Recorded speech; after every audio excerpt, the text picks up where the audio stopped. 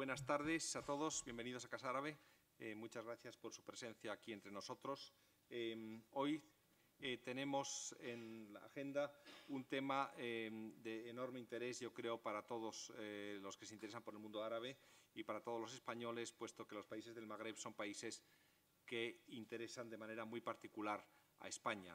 Está con nosotros el señor Othman El Ghaghighi, que es expresidente de la Alta Comisión Electoral Nacional y del Comité Central para Elecciones de los Consejos Municipales de Libia. Actualmente tiene una consultoría en Trípoli, donde reside. Es además experto en elecciones y en gobernanza local y es persona que conoce bien la realidad de Libia, sobre lo que nos va a ilustrar. Nos acompaña también el señor Bara Mijail, que es director también de una consultoría, Strategia Consulting, es profesor asociado en la Universidad de San Luis, aquí en Madrid, y anteriormente trabajó como investigador principal en geopolítica y seguridad en la Fundación para Relaciones Internacionales y el Diálogo Externo en FRIDE, que muchos de ustedes conocerán. Sin más, paso la palabra al señor Bara Mijail. Quiero agradecer, antes de nada, a su presencia al señor Ghaghighi por estar hoy con nosotros y desearle una feliz y productiva estancia en España, en Madrid, estos días con nosotros. Muchas gracias. Bara, tienes la palabra.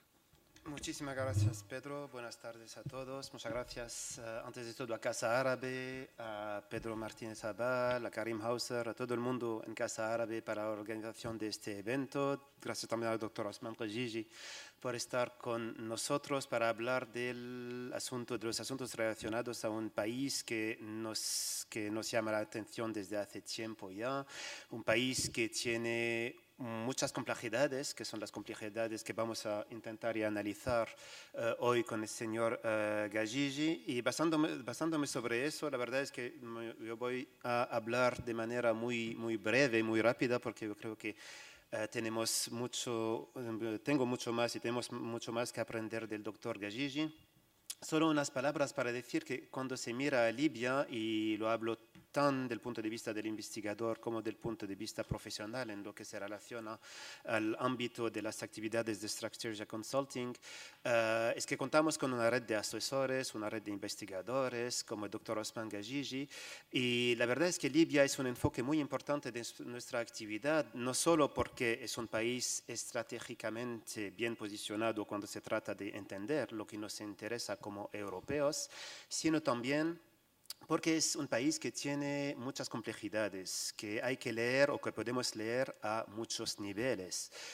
Día tras día, no más tarde que hoy, hemos visto como hasta los detalles de esta conferencia de Palermo que tenemos en Italia, pues nos ha llevado más sorpresas de lo que esperábamos al final, no solo en cuanto a la presencia, que había incertidumbres hasta el final, sino en cuanto a la presencia de unos actores que al final han sido presentes pero sin participar a la reunión oficial, y bueno, muchas cosas que vienen así que nos indican que hay una complejidad en cuanto a los actores. También una complejidad en cuanto a la realidad de las divisiones que hay en Libia, porque a lo mejor nuestra manera de mirar a Libia, de leer a Libia, la basamos hasta un cierto punto sobre lo poco que conocemos de la historia de Libia, diciéndonos, pues eso, hay una división global entre tres regiones que ni el rey Idris en sus tiempos, ni Muammar al-Qaddafi han conseguido, vamos a decir, reunir más a estas partes, y asumiendo eso nos decimos que sí, al final igual tendremos una partición y esta partición podría coincidir con estas tres líneas que separan o que distancian a estas regiones. Pero la realidad es más compleja. Por un lado, yo no creo que sea la buena manera de leer los asuntos en Libia, y por otra parte, bueno, al final tenemos más divisiones o más enfrentamientos que pertenecen a muchos ámbitos. Uno es político, el otro ideológico, también tenemos las rivalidades institucionales, económicas, y bueno, así que por eso, bueno, necesitamos una expertise, yo diría, y también un análisis muy fino de la situación, basado sobre una persona que no solo ha tenido un cargo político, sino que también es una persona que vive en Libia, que ve las realidades de manera diaria y que a partir de eso tiene, vamos a decir, es un testigo muy precioso en cuanto a las realidades que prevalecen en Libia, tan a nivel institucional como político, como sociológico. Así que muchas gracias, doctor Othman, por estar con nosotros hoy y le escuchamos con mucho interés.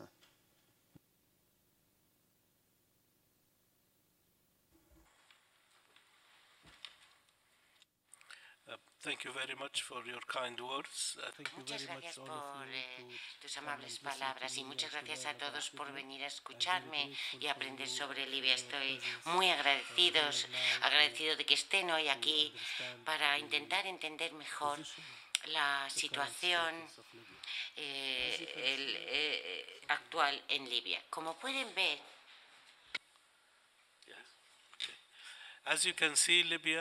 como pueden ver, Libia está en el Mediterráneo central sur, 1.700.000 kilómetros cuadrados, con una población de 6,5 millones de personas. Ambas cifras son muy importantes para entender Libia: el tamaño del país y la dispersión de la población.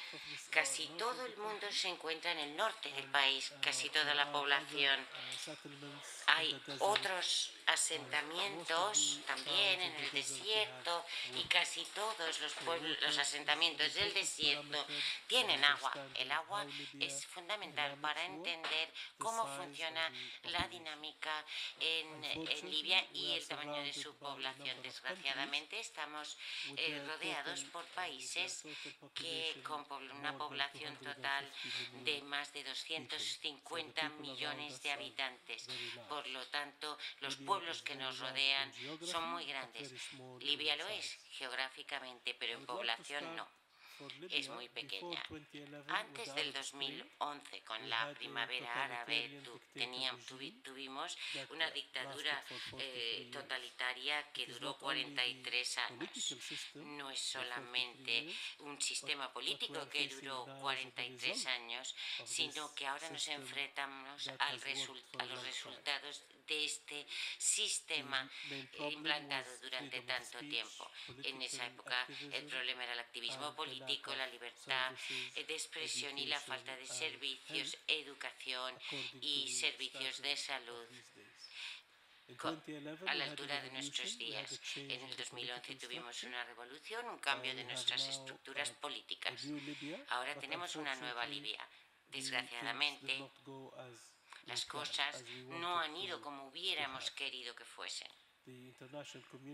La comunidad internacional en el 2011 utilizó la fuerza para echar al régimen anterior, pero no ha ayudado a Libia a construirse de nuevo.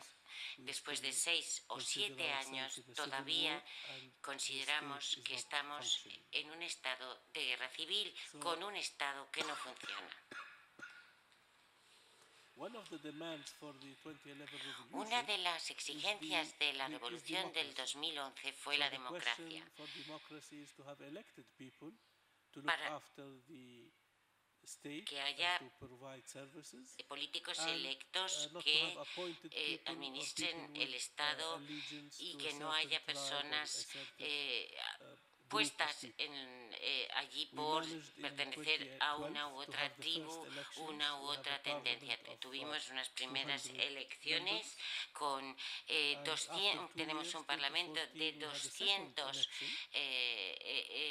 parlamentarios. Hubo unas primeras elecciones en el 2012, en el 2014 hubo otra para sustituir a ese primer parlamento, pero algunas facciones libias no estaban contentas con los resultados y ahora tenemos 2 parlamentos, 2 gobiernos y las cosas se complican. Aunque tenemos organizaciones políticas, ejecutivas sobre el terreno, la actuación del gobierno no es muy fuerte. La fuerza del gobierno se basa en el respeto de la ley. Si no se respeta la ley, poco se espera de ellos. La gente no paga sus impuestos, no respetan las leyes de tráfico, no respetan los derechos humanos. Una situación verdaderamente complicada. Además de todo ello, porque estos problemas podrían solucionarse, tenemos también la intervención extranjera. Algunos países regionales y otros grandes actores internacionales tienen gran interés en Libia y eso ha llevado a la creación de las llamadas milicias. Cada milicia tenía un patrocinador que le daba dinero, apoyo, armas, inteligencia, etcétera, lo cual complica aún más las cosas. Las Naciones Unidas han intervenido en Libia desde el principio. Tenemos una serie de pasos con los que las Naciones Unidas están ayudando a Libia a transitar hacia la estabilidad, pero tampoco las Naciones Unidas están cumpliendo como esperábamos que lo hicieran. No confiamos mucho en ellos, pero es la única vía para avanzar. Después de las segundas elecciones parlamentarias tenemos ya un segundo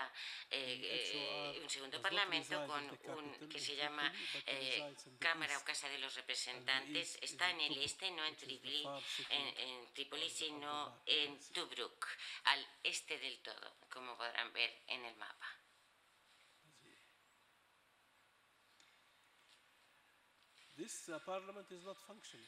Y este Parlamento es inoperante, no se reúne. Ya saben que los parlamentos tienen que reunirse, hay un quórum necesario para cada sesión o periodo de sesiones y tienen que legislar y las leyes respetarse, pero nuestro Parlamento en Libia no está funcionando, no hay quórum, no hay sesiones, no hay producto, no hay reglas, no hay normas, no hay leyes. ¿Y por qué no funciona? Por intereses personales de algunos de los representantes. Algunos, por ejemplo, del oeste no pueden viajar al este. Algunos están amenazados, hay mujeres parlamentarias que no pueden quedarse en el este y más problemas similares. ¿Por qué necesitamos el Parlamento? Todos ustedes saben que una democracia se basa en la separación de poderes, de los tres poderes, el ejecutivo, el judicial y el parlamentario y el legislativo, y todos juntos trabajan para tener un sistema equilibrado, y eso en Libia no está funcionando. Quisiera dedicar unos minutos a la vida cotidiana de los libios. El primer problema es que la electricidad no es constante. Hay cortes de electricidad que pueden durar de entre 2 horas a 24 horas. No sabes cuándo va a volver la electricidad o cuándo se va a cortar. Eso provoca mucho estrés porque no se puede planificar. No sabes cuándo lavar la ropa, no sabes cuándo van a poder estudiar tus hijos, si tienes que cocinar con una cocina eléctrica.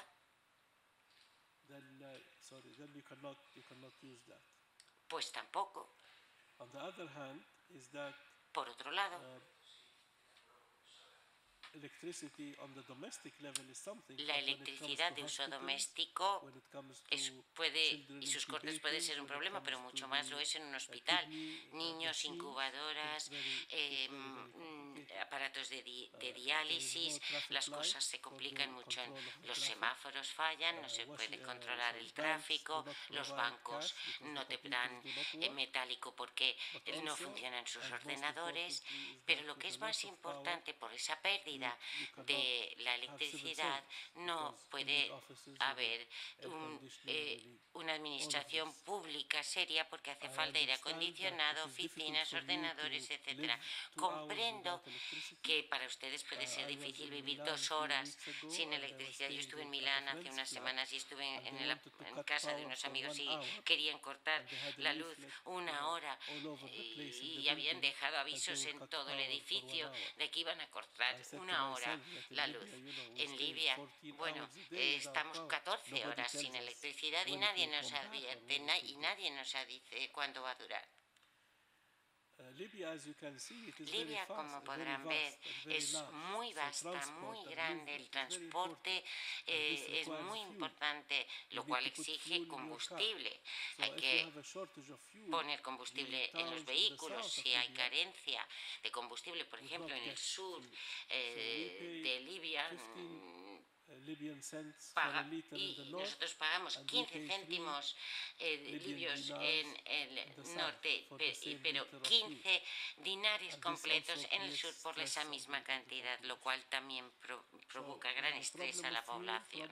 Un problema, por tanto, de combustible, un problema también de liquidez. Tienes tu salario en el banco, pero no tienes dinero para gastarlo. Cuando vas a la tienda, te piden que lleves dinero en metálico. Puedes tener cientos de miles en el banco, pero no puedes comprar una botella de agua.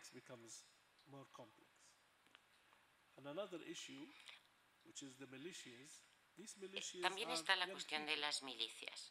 Estamos hablando de jóvenes que no encuentran empleo, atraídos a la milicia porque les pagan, les dan dinero contante y sonante para que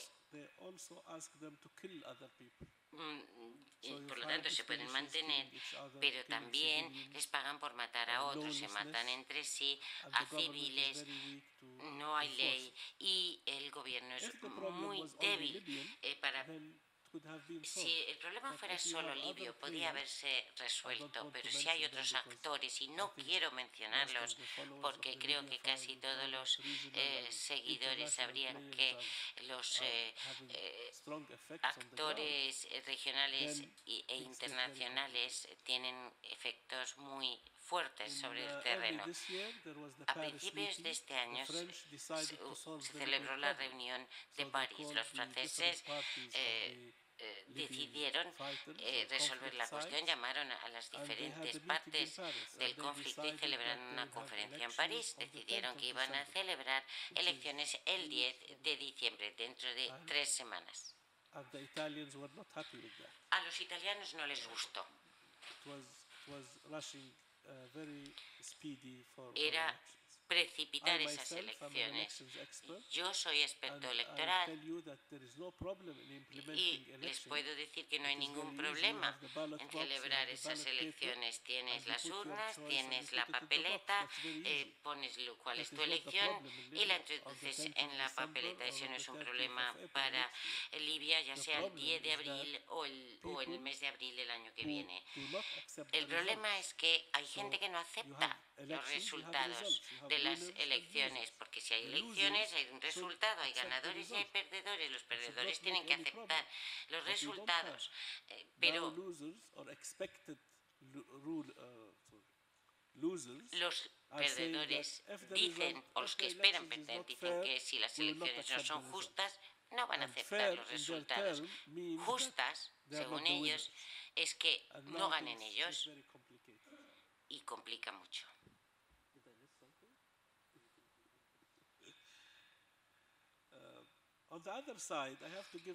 Por otro lado, sí puedo ofrecer una nota positiva.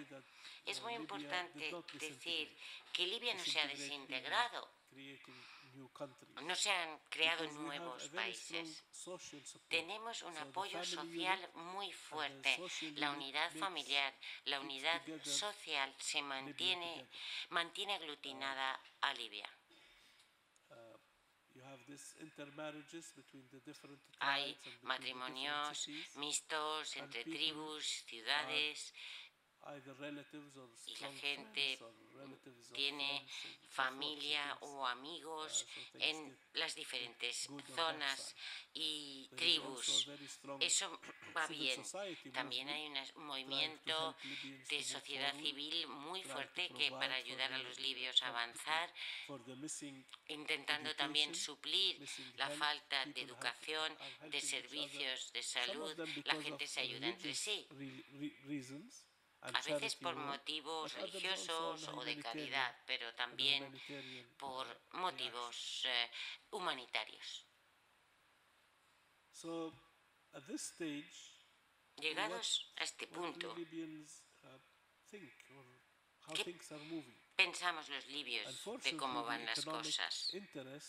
Desgraciadamente, los intereses económicos y la lucha por el poder de los actores regionales e internacionales es más fuerte que las necesidades de Libia. A algunos países les interesa el petróleo libio y por ello quieren garantizar que siga fluyendo. Otros quieren frenar la migración y quieren que sea Libia la que la pare. Y en ese caso tenemos diferentes escenarios entrelazados. Encima de todo ello, estas milicias son de ideologías diferentes. Todos sabrán, conocerán los recientes movimientos islamistas y la presencia de ISIS y terrorismo islamista. Todo ello también está teniendo lugar. Hay diferentes ideologías en las nuevas tendencias de la cultura islámica, islamistas, salafistas, etc. Todos están queriéndose hacer con un pedazo del territorio.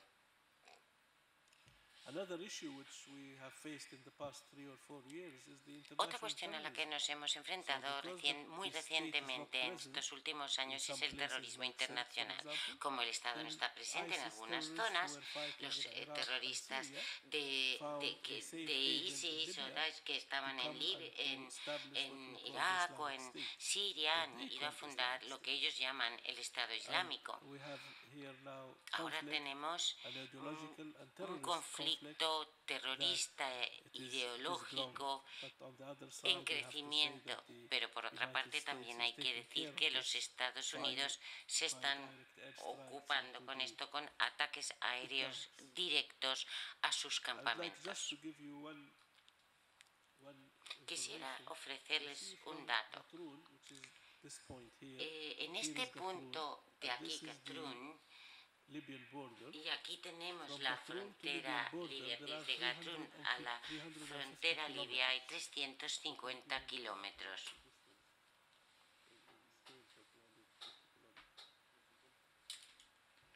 Un poco más que de aquí a Ciudad Real, yo diría. 350 kilómetros. From where to where? Yeah, I just said. Okay. So this is the last point. The Libyan government is in Gatrun. El gobierno libio está en Gatrun y a 300 kilómetros con una frontera de más de 6.000 kilómetros. Si todos los libios nos pusiéramos en fila, no podríamos abarcar toda la longitud de nuestra frontera. Necesitamos ayuda de la comunidad internacional. Necesitamos ayuda para entender por qué la migración y el terrorismo va del sur al norte. Y hay que contestar una pregunta muy sencilla. ¿Se puede parar la migración? ¿Las migraciones es fácil hacerlo? ¿O Libia es la fuente de migración? Los libios que han emigrado en los últimos años, creo que quizá unos 1.000, más o menos, pero los africanos que vienen del sur, aunque hubiera toda una muralla en la frontera sur, seguirían entrando y llegando a Europa, lo cual a largo plazo es importante. Hay cuestiones de las que nos tenemos que ocupar. Los intereses económicos, el terrorismo internacional, la seguridad en el Mediterráneo que compartimos con España. Queremos que sea un lugar seguro, queremos proteger ese entorno y garantizar que sea un mar de prosperidad y un camino para ella y no para el terrorismo. Creo que tengo que dejarlo ahora, pero estaré encantado de contestar a todas sus preguntas más adelante. Gracias.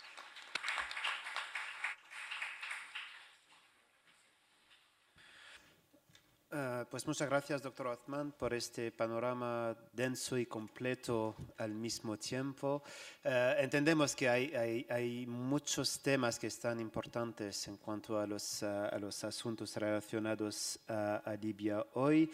Yo no puedo completar lo que ha dicho el doctor Othman porque ha sido muy completo. Yo creo que su insistencia sobre los asuntos políticos e institucionales, sobre la realidad de lo que viven los libios de manera diaria, nos indica, y también su punto crítico, digamos, sobre el asunto de las elecciones, nos indica que de todas maneras yo creo que volvemos a una situación básica por lo que trata de Libia o de otros países, que sea del mundo árabe o más allá del mundo árabe, donde al final la gente necesita seguridad y se necesita acceso a los elementos básicos, a los elementos propios básicos, antes de pensar en escenarios que a lo mejor nosotros nos enfocamos mucho cuando hablamos de separación de poder, de Estado de Derecho, de democracia. Todos estos temas son importantes, pero la verdad es que hemos tenido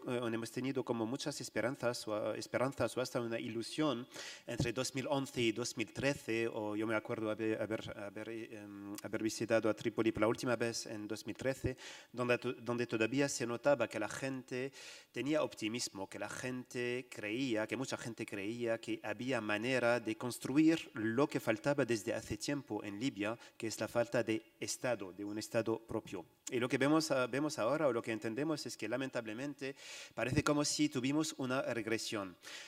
Así que yo no voy a alargarme, pero solo añadir un punto adicional a lo mejor sobre también el papel en concreto de unas potencias regionales o internacionales, porque yo creo que también cuando miramos a lo que dice, por ejemplo, el enviado de la ONU para Libia, doctor Ghassan Salamé, sigue también mencionando el hecho de que hay unos países que tampoco están ayudando para alcanzar un resultado positivo en Libia.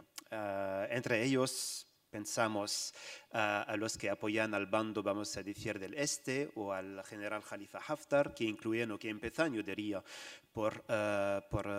que empiezan por Egipto y por los Emiratos Árabes Unidos. También, más allá de eso, nos preguntamos sobre el papel de Rusia. Ayer hay un artículo muy interesante que han publicado al Monitor, el sitio de actualidad y de análisis al Monitor, donde decían que al final lo que parece de los rusos es que quieren como mantener distancia entre el este y el oeste, y por eso están como poniendo protagonistas o poniendo interlocutores para cada uno de los bandos en Libia.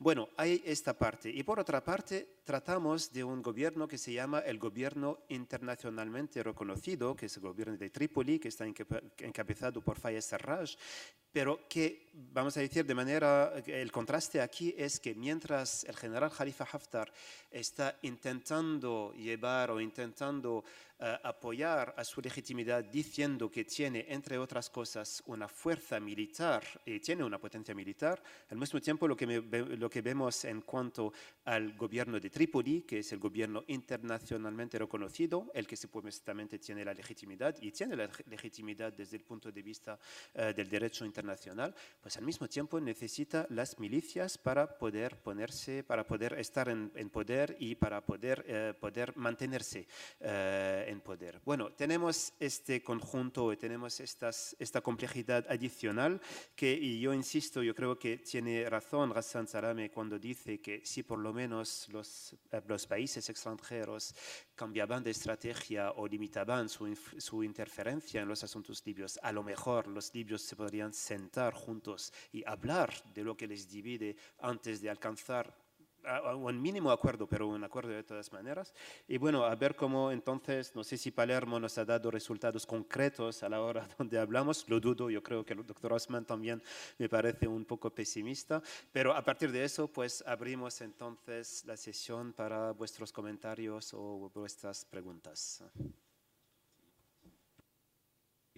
Muchas gracias, señor Galligi. Y quiero en primer lugar agradecer su intervención, pero sí quería un poco volver a lo que acaba de decir el señor Barak Mikhail. Usted ha hablado de que las Naciones Unidas están presentes desde el principio del conflicto.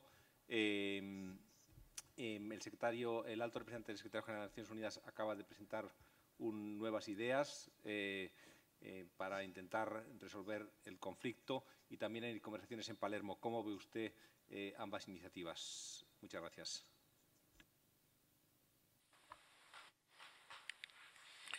Yes, Sí.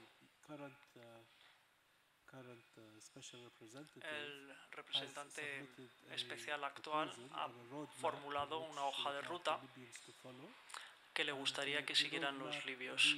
Y esa hoja de ruta lleva a nuevas elecciones y pretende combinar las organizaciones públicas, porque hemos dicho que en Libia hay 2 parlamentos, 2 bancos centrales, 2 compañías aéreas. Todo está duplicado. Pero la esperanza del señor Salam es darle vida a la Cámara de Representantes. Desgraciadamente eso no ha ocurrido. Ahora se está hablando de otra solución, que es el Congreso General.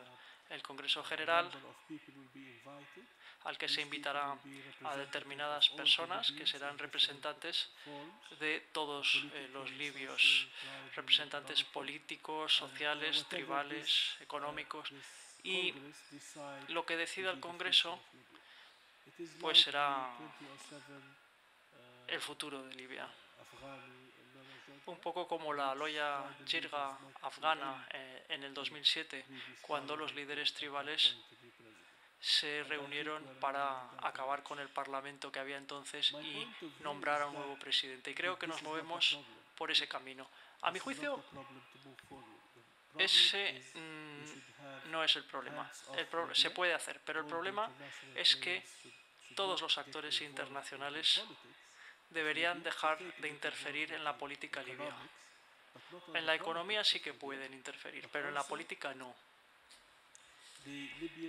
Y además los libios podrían así pensar en su futuro. La hoja de ruta no es muy precisa de momento porque el señor Salama va cambiando de opinión, pero lo que necesitamos ahora es una reconciliación política. Las personas que detienen armas, que tienen fuerza sobre el terreno, deben hablar entre sí y deben aceptar los resultados de las elecciones. La aceptación de esos resultados es fundamental.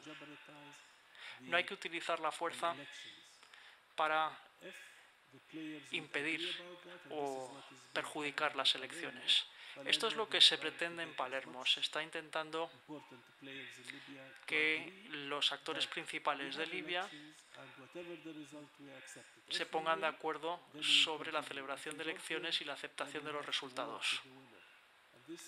El que gana, gana, y el que no gana, pues trabajará con los ganadores. Y esta es una cultura difícil de implantar en este momento en Libia. Thank you. Thank you very much. These 2 questions are very critical to understand the Libyan problem. The Central Bank of Libya, in the east or in the west, they are doing their job. Los bancos centrales de Libia, el oriental y el occidental, hacen lo que deben hacer.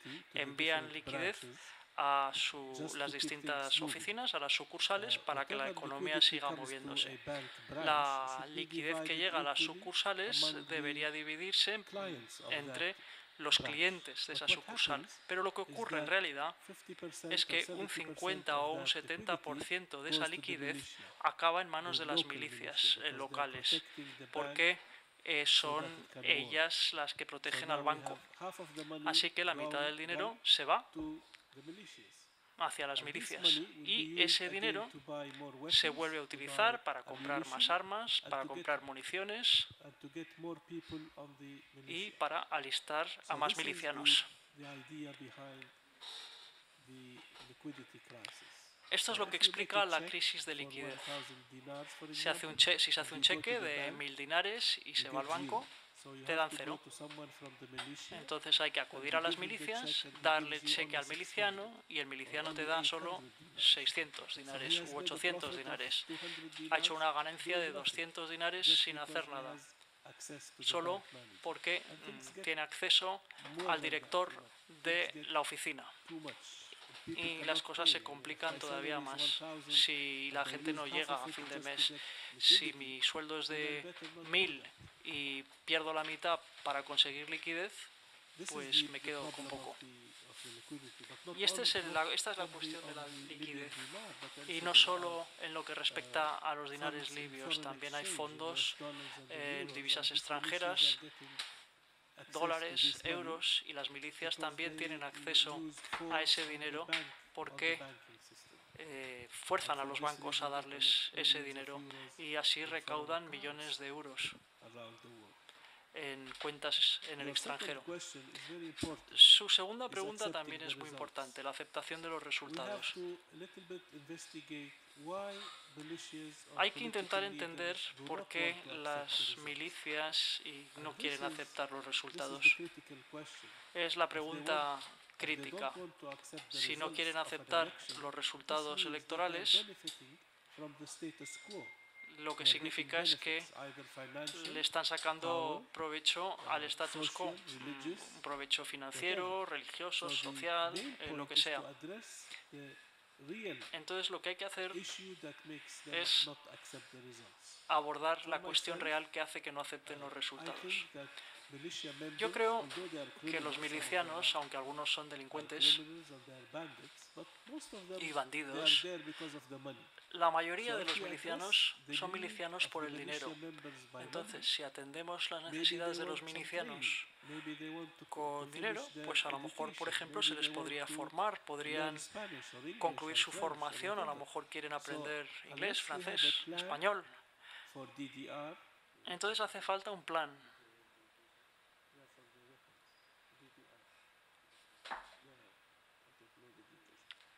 Un plan porque, aunque les retiremos las armas, hacen falta programas para incluir a estas personas. Son seres humanos, tienen necesidades básicas, quieren estudiar, quieren viajar, quieren tener dinero. Y a no ser que tengamos en cuenta sus necesidades, los políticos seguirán hablando a alto nivel, se sacarán fotografías en reuniones y en conferencias, pero sobre el terreno no cambiará nada. Habría que reactivar la economía libia también para que las personas abandonen las milicias y encuentren un empleo y entren en la vida económica del país. La educación, el sector privado podrían crear empresas, empresas de transporte, de seguridad, pero el gobierno tiene que dejar muy claro que no hablará con terroristas ni con milicias, solo hablará con personas que viven de manera civilizada, como en el resto del mundo. Muchas gracias por estas dos preguntas que son muy importantes. Tomando el ejemplo libanés, la guerra civil en el Líbano duró 15 años. Y luego llegaron los acuerdos de Taif para dividir el poder. En Libia llevamos 7 años, así que necesitamos un poco más de tiempo para madurar. En cuanto al reparto del poder,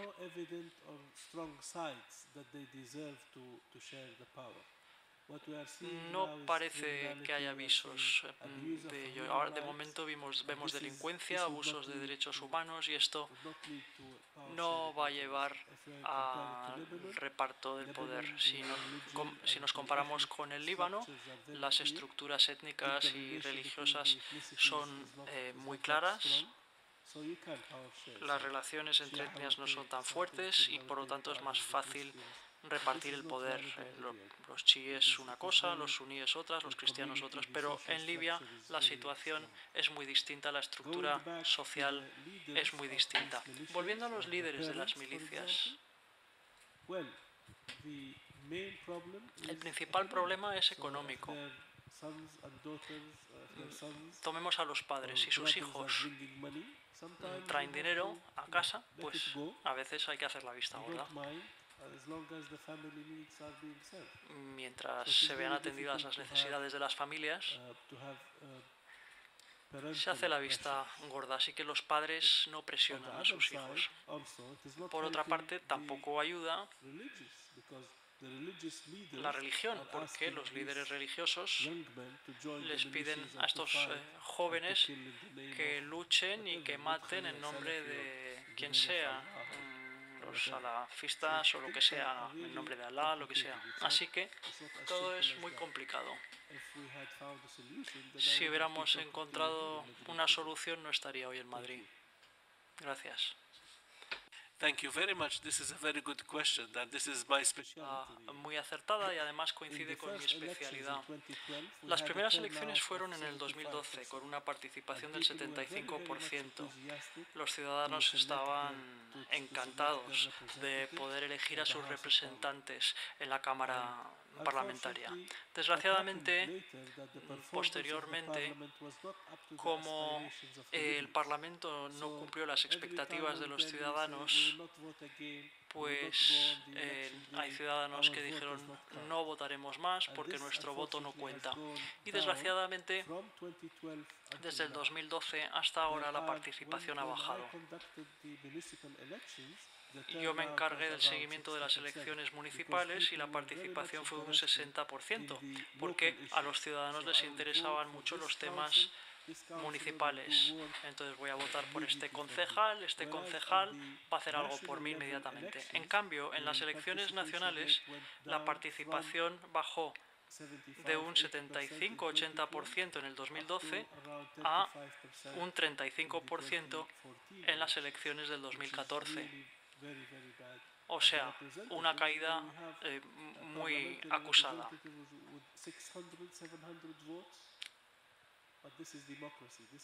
Hubo representantes elegidos con 600 votos. Pero bueno, así es la democracia. ¿Cómo interpreto yo esto? Creo que los ciudadanos se sienten frustrados por el trabajo del Parlamento. No es que no quieran participar, claro que quieren participar, pero quieren estar seguros de que su voto sirva. Gracias. Thank you very much for your question. Muchas gracias por su pregunta. Libia se divide en más de 120 municipios. Por la poca población que hay en el país, hay pequeñas comunidades que se convierten en un municipio porque están muy desconectadas. En cuanto a los electores, cualquiera de más de 18 años puede votar.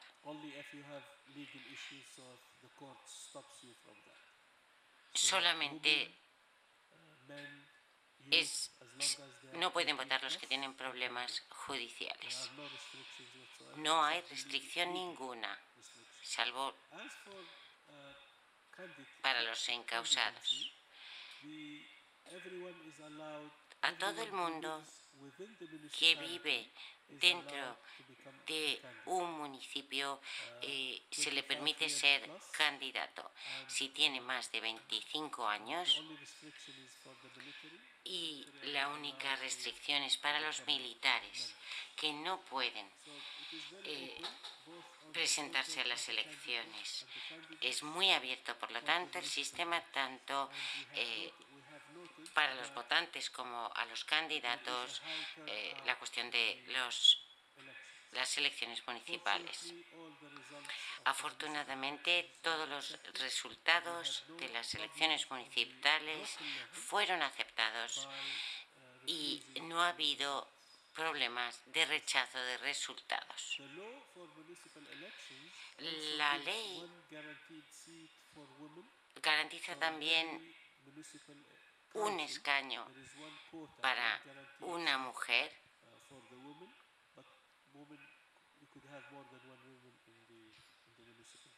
pero puede haber más de una mujer en el Consejo Municipal. La duración del mandato es de 4 años. Casi todas las elecciones de la primera ronda ya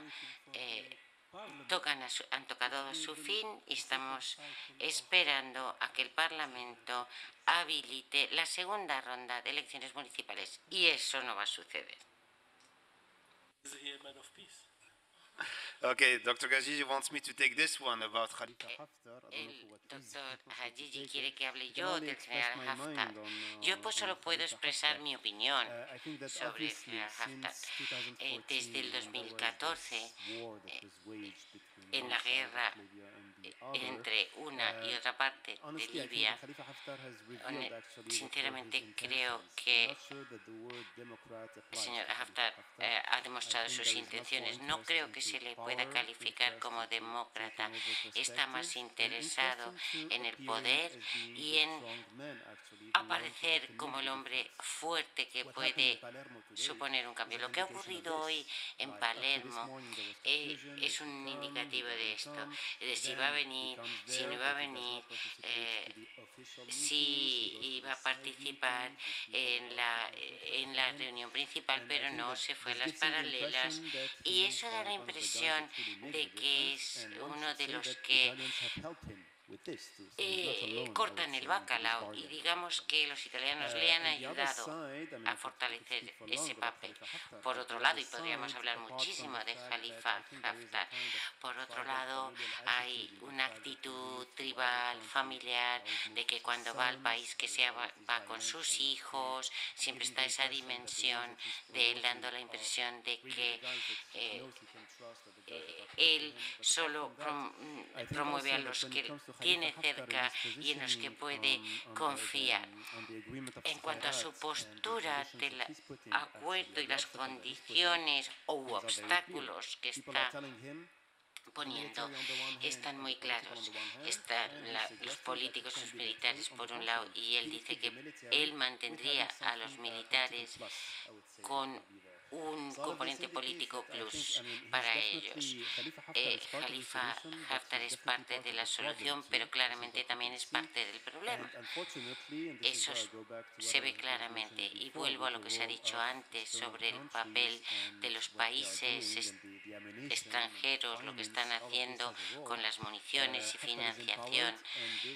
A Haftar todo esto le ha hecho mucho poder y no parece que hay que aprender a vivir con ello, pero por otro también hay que intentar encontrar una solución que es muy fácil: financiación, pero no parece que haya una voluntad de poner freno a una de las causas de origen de la situación actual. Me vuelve la cuestión. No es incompatible con lo que yo he dicho. Este es uno de los dramas de Libia.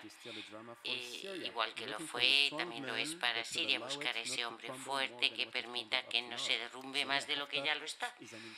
Haftar es una pieza importante en este sentido. Ahora bien, en cuanto a las condiciones que está imponiendo, ahí es donde está el problema.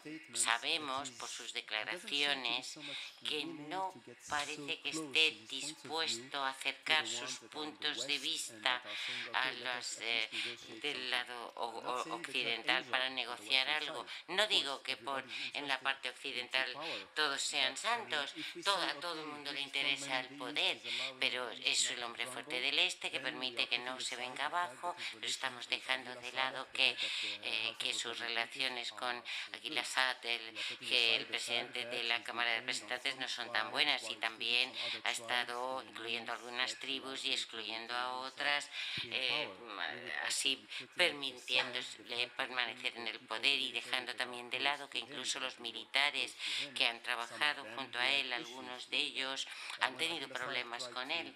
Cuando Aguil Assad intentó ir a Egipto en su caravana hace unos días, y los egipcios le dijeron que tenían que pagar para ir, es una señal de que a Haftar le apoya Egipto.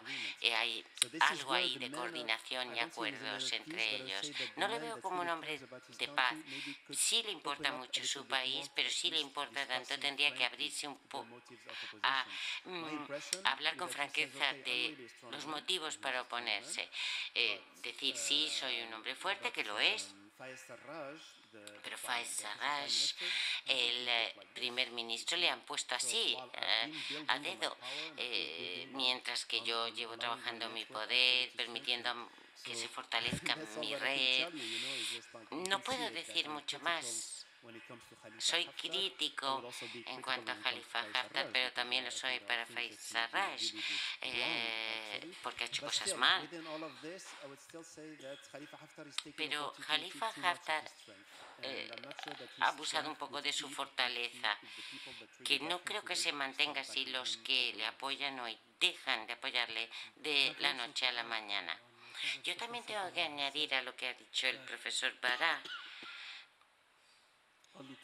Solo hoy Khalifa Haftar ha reconocido que el presidente Sarraj es el presidente legítimo de Libia y que trabajará con Sarraj hasta las elecciones. Antes de hoy no reconocía a Sarraj. Incluso cuando fueron a París, en la reunión de París, dijo que era un ciudadano libio, no le reconoció como parte de la solución liderada por las Naciones Unidas. Hoy se ha producido un gran cambio. Ha reconocido que Sarraj es el presidente, el primer ministro y que le apoyará hasta las elecciones. Esto significa que quiere quedarse también como líder del ejército sin estar bajo un gobierno civil, el control civil. No tiene, es como, no se somete al Ministerio de Defensa, es una especie de junta militar o régimen militar. Yo creo que los militares tendrían que quedarse en los barracones y no inmiscuirse en la política. Esa es una pregunta muy difícil, tendrían que contestarla ellos. El presidente Macron está trabajando fuera de su dominio. Antes tienen sus viejos intereses, como cualquier otro país en Libia, pero imponer una agenda política sin apoyo sobre el terreno hace que pone muy difícil las cosas. Por otro lado, los italianos siguen pensando que el occidente libio sigue siendo zona de interés suya y quieren que cualquier movimiento político, iniciativa que haya en el occidente se haga con su ayuda y su conocimiento. Entiendo que sí, los italianos quieren garantizar una producción continua del gas porque pasa a través del Mediterráneo a Italia, pero eso no es motivo para que los italianos trabajen con las milicias, con delincuentes, y a los italianos les han secuestrado varias veces. Algunos italianos han muerto en manos terroristas y a otros les liberaron en circunstancias no muy claras, lo cual significa que ha habido un cambio de dinero. Sí que hay un conflicto con Libia y el gobierno italiano es muy frágil. Es un gobierno de coalición entre dos partidos extremistas, pero por el otro lado está el presidente Macron, que está bien informado acerca de Libia. Su ministro de Exteriores es el de Defensa, por lo tanto ese es su trasfondo, la inteligencia militar, y ahora en el campo de la diplomacia, y es demasiado compleja la situación. Los Emiratos Árabes, desde el principio, en el 2011, apoyaron el movimiento de levantamiento libio y también han ofrecido mucho apoyo, tanto político como físico, a la revolución y a sus diferentes componentes. Esto ha dado a los Emiratos, les ha llevado a pensar que pueden controlar más a los libios.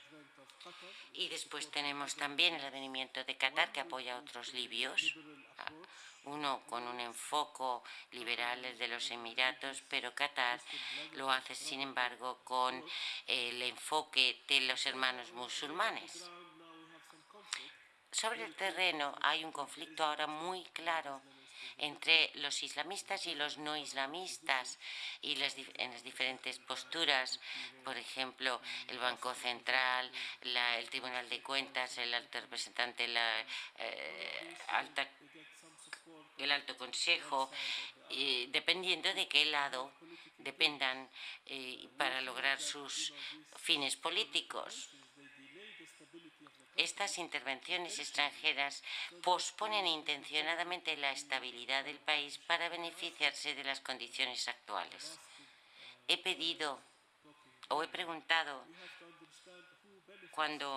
he dicho antes, cuando hablo, ¿a quién se beneficia de la situación actual? ¿Alguien se beneficia? No es cuestión de dejar a un país entrar en claro declive porque sí.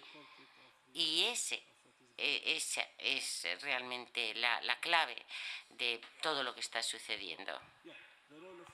El papel de las mujeres, sí. La sociedad libia fue una sociedad muy cerrada hasta el 2011.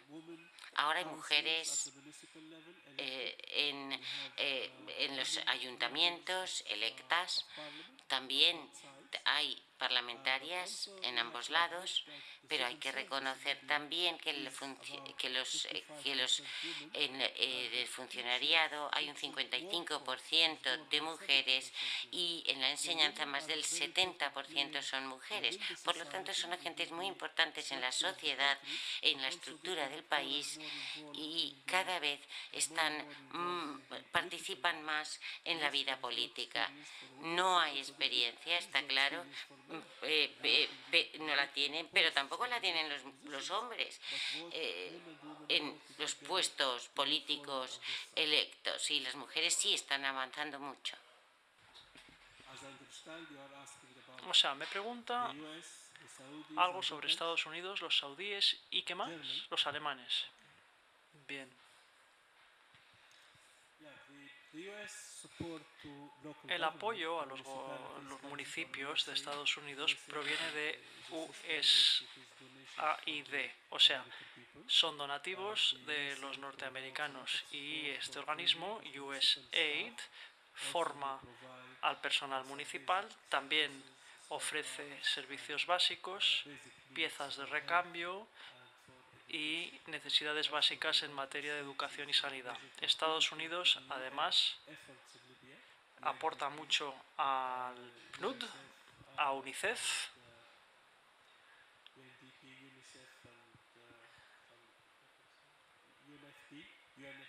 y al Fondo de las Personas de Naciones Unidas. La postura del gobierno de Trump no ha cambiado. O sea, mejor dicho, la postura del gobierno de Estados Unidos no ha cambiado por la llegada de Trump en lo que respecta al apoyo a los municipios. A los alemanes les interesa mucho el nivel municipal. Consideran que es la forma de detener la migración y, por lo tanto, el gobierno alemán se dirige solo a lo que llamamos la ruta migratoria. O sea, donde hay rutas migratorias, ahí están los alemanes ayudando a los municipios a hacer que los migrantes permanezcan allí. Desgraciadamente, en cuanto a los saudíes, son difíciles porque promueven el movimiento salafista en Libia y facilitan recursos financieros y de otro tipo y consolidan el movimiento salafí en Libia tanto en la parte oriental como en el sur, y desgraciadamente esto también lleva a que se apoye el movimiento salafí Mojtabi, que es un movimiento salafí extremista, y estamos viendo la presencia de muchos de sus representantes en las mezquitas libias. Muchas gracias. So, yeah, just to add a couple of words Quisiera añadir algo sobre Estados Unidos y también sobre Rusia. En lo que respecta a Estados Unidos, y me gustaría destacar aquí que no se han hecho preguntas sobre la Unión Europea, ni siquiera se ha mencionado la Unión Europea, y es una pena porque la Unión Europea está presente, desempeña un papel y ha mostrado interés en estas cuestiones, un interés de seguridad y estratégico que debe ir más allá de las cuestiones migratorias y de seguridad. Y hay muchas oportunidades perdidas también en la Unión Europea, pero algo que me llamó la atención hace unos años cuando hablaba con ONGs y con jóvenes que trabajaban en organizaciones de la sociedad civil en Libia, me decían con mucha franqueza y claridad: ¿sabes qué? Sabemos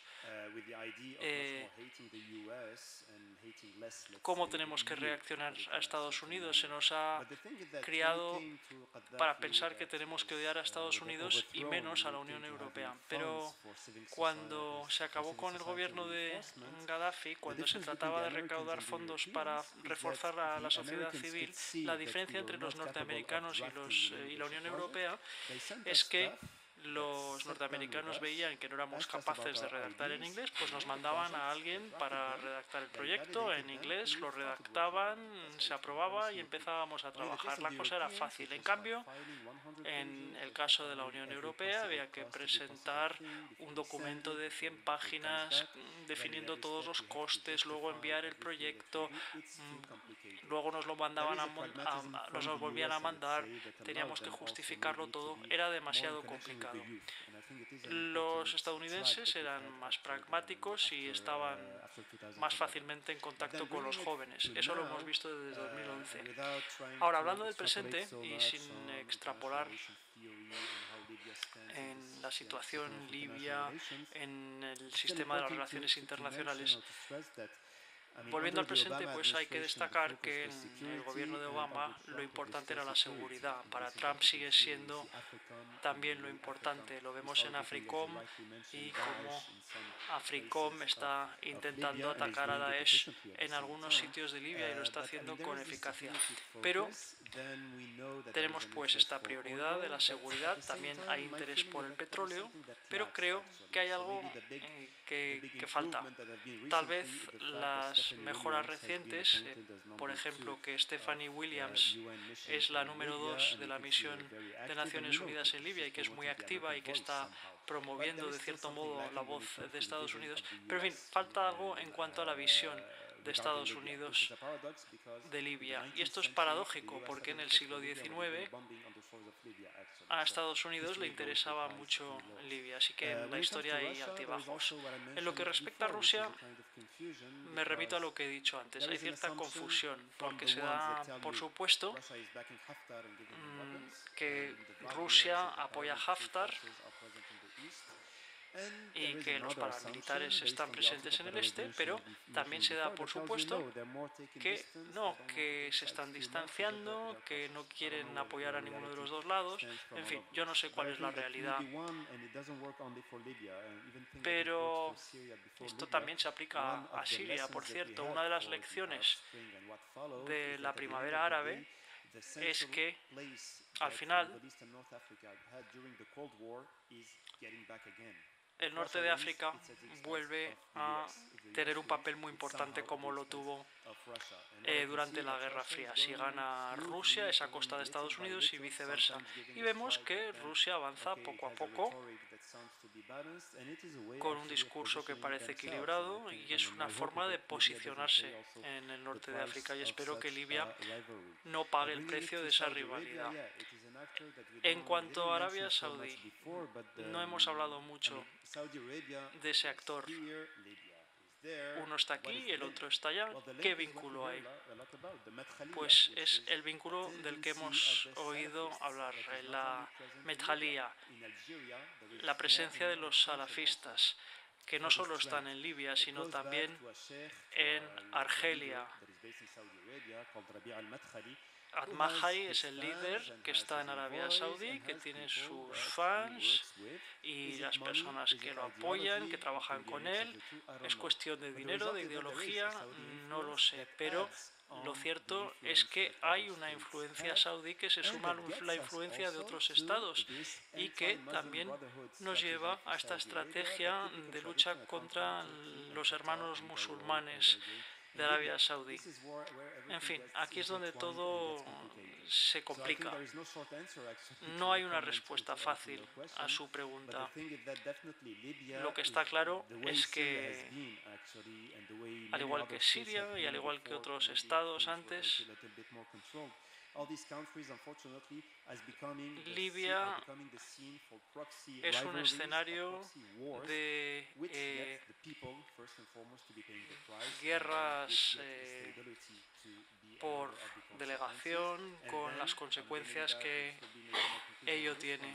Y mi conclusión, volviendo a la Unión Europea, creo que desgraciadamente la Unión Europea estaba haciéndolo bien cuando en el 95 en el proceso de Barcelona dijo: demos dinero, promovamos el desarrollo en estos países, pero al final lo que queríamos era que quedaran las personas ahí, por eso se dio dinero, se promovió el desarrollo, pero no funcionó. Y ahora lo mismo ocurre en el caso de muchos africanos que van a Libia. Vemos redes, tráfico, vemos contrabandos, sobre todo en el sur de Libia, hasta la costa, en el norte.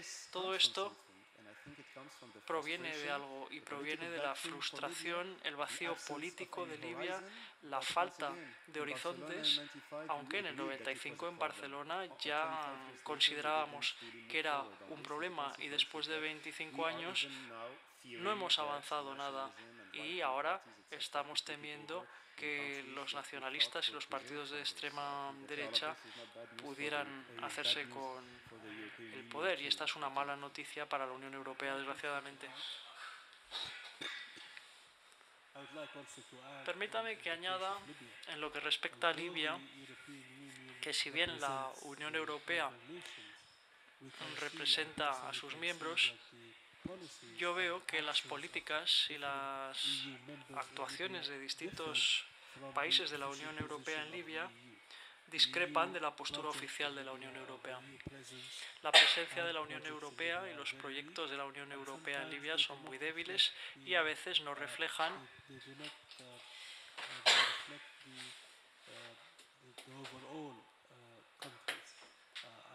la postura de los países en general. Por ejemplo, Alemania apoya las migraciones por medio de la Unión Europea con algunos proyectos, pero también tiene sus propios proyectos. Los franceses hacen lo mismo. Trabajan por medio de la Unión Europea, pero también tienen proyectos propios, lo cual hace que para los libios sea confuso entender si un proyecto es alemán, si es de la Unión Europea, etc. Y vemos que hay muchas contradicciones en cuanto a los objetivos y resultados de los proyectos de los distintos participantes. Esto se lo he dicho a los representantes de la Comisión Europea en Libia, pero me dicen: trabajamos en base al consenso, queremos el apoyo de todos, y es verdad, esta es la situación. Gracias.